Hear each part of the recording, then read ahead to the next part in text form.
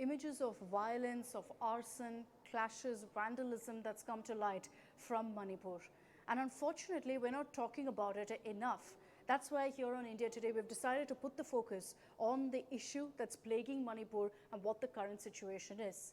It's so dire that right now shoot-at-sight orders have been issued in Manipur. It's been okayed by the Manipur governor in lieu of the situation at hand and the violence that's broken out currently in the state. There's a night curfew that's been imposed.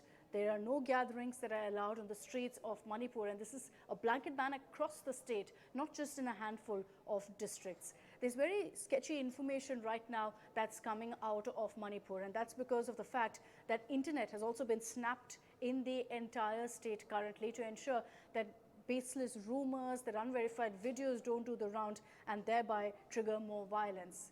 So what really has played out in Manipur? What explains this unprecedented violence and the following clampdown in the state?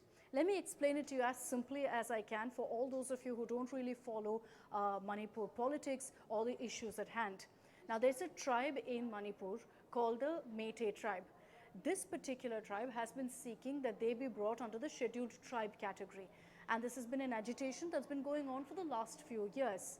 Now, on Wednesday, you had a protest that was held by other tribal groups, including the Kuki tribe.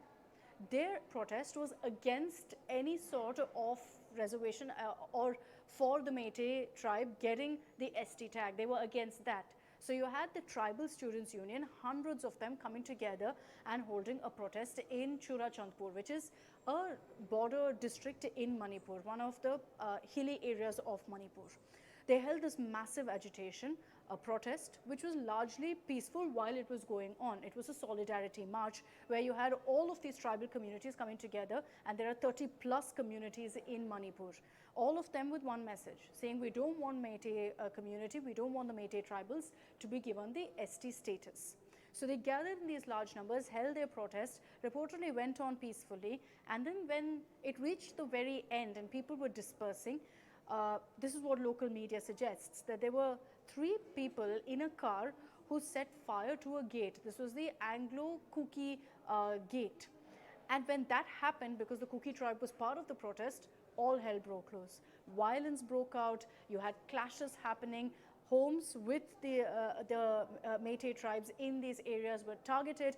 That prompted violence breaking out also in other parts of Manipur, even like Imphal, where then Meitei tribal people started hitting back at the other tribes. And so you had this kind of an ethnic clash that broke out in Manipur. The last 24 hours has been scary to say the least, because tensions have gripped the entire state. What about casualties, you ask? Unfortunately, we can't verify that information for you right now. Figures are changing, unverified numbers are doing the rounds, and here we believe in giving you complete verified information at hand. So what exactly explains this rivalry? What has happened that's led to this kind of unprecedented violence? I was speaking to some of my colleagues who say that we've never seen anything like this in Manipur of late. The last time that this kind of bloody, violent clashes actually happened in Manipur was years ago, when there was a clash between the Meitei tribal community and another religious community. So it wasn't really ethnic clashes or tribal communities at each other. So what has happened that's led to this kind of a protest? Some would say it was inaction by the authorities. Some would say this was an issue waiting to happen. It was simmering for the longest time and nobody took steps to actually address it.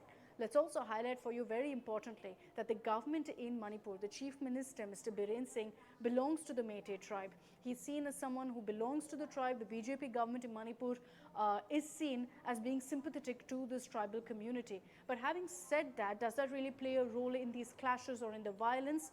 Well, there would be some who said that, the government didn't act despite all of the signs, the telling signs that this kind of violence was in the offing. The second issue that you need to know is that in Manipur, there is a serious issue, a drug problem, because of the widespread poppy cultivation in the hills.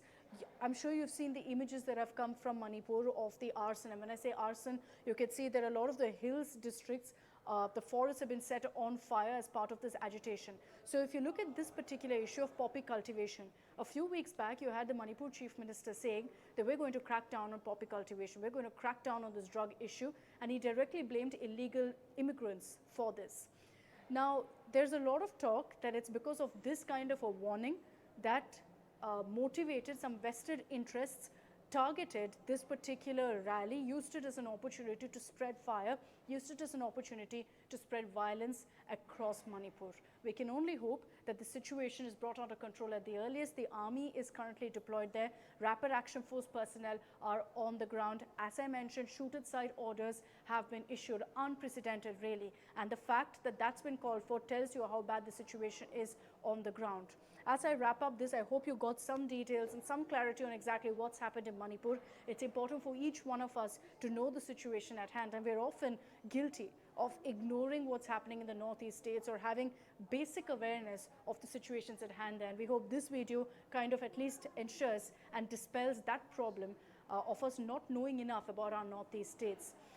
I'd also like to wrap up this video by putting out a quick disclaimer out there not to believe any of the videos that are doing the rounds on social media, because there's a clear attempt, a motivated attempt at spreading this violence. So don't share any video that you come across claiming to be from Manipur. Ensure you verify, cross-check, come back to us here on India Today. We're posting out all the verified content on what's happening in Manipur, and we promise to keep our eye closely on what's happening in the state.